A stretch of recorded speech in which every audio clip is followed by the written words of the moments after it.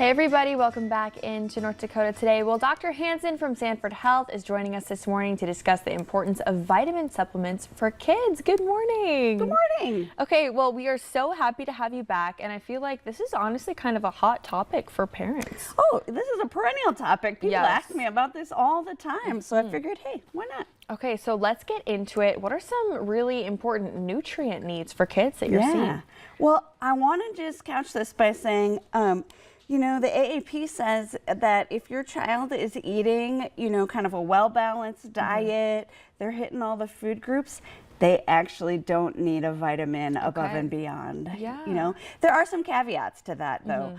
Infants, particularly breastfed infants, do need some particular supplements on top of that. They may need vitamin D, and they may also need iron on top of that. So that's something you should talk to your pediatrician about.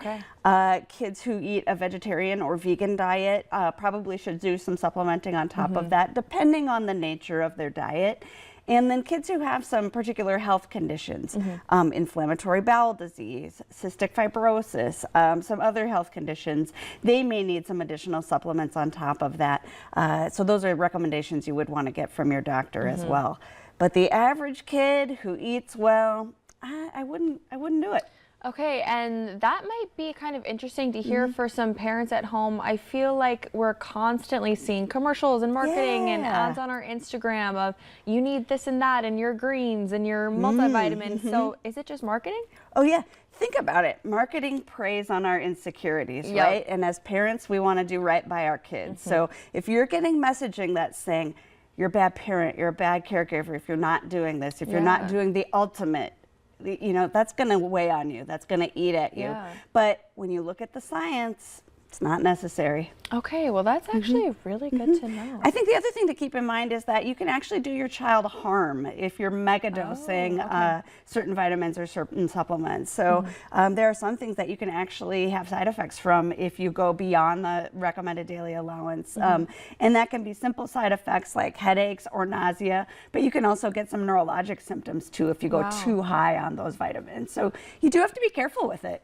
Yes, absolutely. Okay, I have a question. Let's talk about melatonin. Yeah. Because this is a big one because it technically is a supplement, correct? Oh, yeah. So we can just lump that in the category of what I like to call nutraceuticals, right? So these are that whole world of supplements. And the thing I like to remember is those are not regulated by the FDA the same way that medications are. So while you can buy them all in the same area of the store, there are some things to keep in mind with that in terms of safety.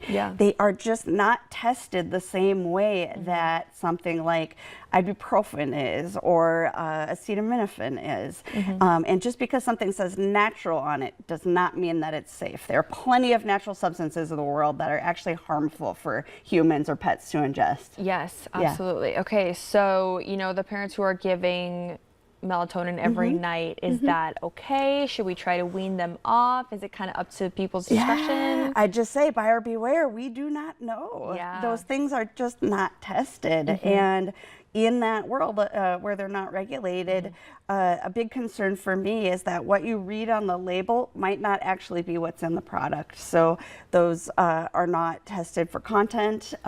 So there may be additional components in there that you might not want to be giving to your kid.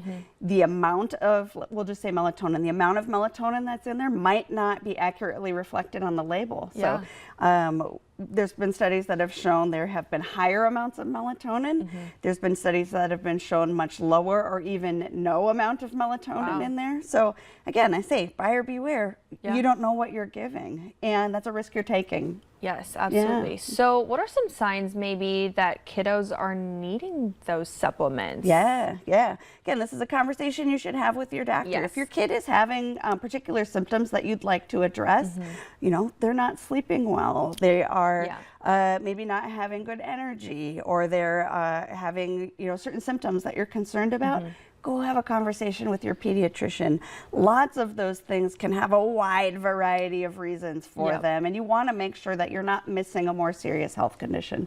Well, that's why we're talking to the experts like Dr. Hanson from Sanford Health. Is there anything else our viewers should know this morning? No, I think really if you want your kid to be at their healthy best, you got to just take it back to basics. You know, make sure you're offering them a wide variety of foods. Make sure they're getting at least an hour of physical activity every day, and focus on sleep. Yes, so important to have kind of that whole wellness approach, correct? Yes.